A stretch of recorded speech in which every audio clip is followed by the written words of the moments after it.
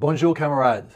L'Internationale des services publics, qui représente plus de 30 millions de membres dans 150 pays, soutient ses membres au Québec et souhaite exprimer sa vive inquiétude face au projet de loi numéro 3.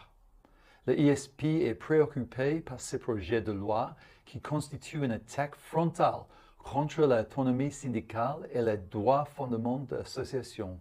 En effet, le gouvernement de Québec veut introduire de nouvelles règles qui pourraient limiter le droit des syndicats à organiser leur vie démocratique et à gérer leurs affaires internes. En particulier, le ISP dénonce fermement les restrictions à l'usage des cotisations facultatives. Cette disposition pourrait empêcher les syndicats de financer des actions sociales et politiques. Elle menace aussi le droit fondamental d'engager des procédures en justice. Les nouvelles règles sur les scrutins secrets sont toutes aussi problématiques. Elles sont trop rigides et risquent de paralyser les actions syndicales en période de mobilisation ou de négociation.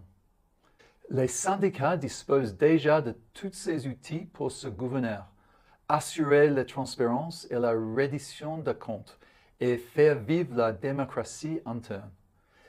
Ce projet de loi nous semble être une tentative de museler la voix syndicale dans l'espace public, de semer la division et d'affaiblir les solidarités.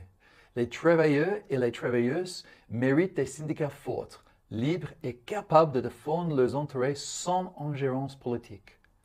L'Internationale des services publics soutient le mouvement syndical québécois et ses affiliés dans leurs revendications, notamment l'appel au retrait de ces projets de loi et un véritable dialogue avec les organisations syndicales.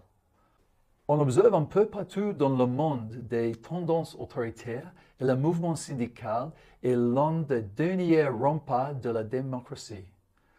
La vraie priorité pour le gouvernement devrait être d'agir en faveur des services publics forts dont ont besoin les populations, pas de s'attaquer aux organisations syndicales. Solidarité.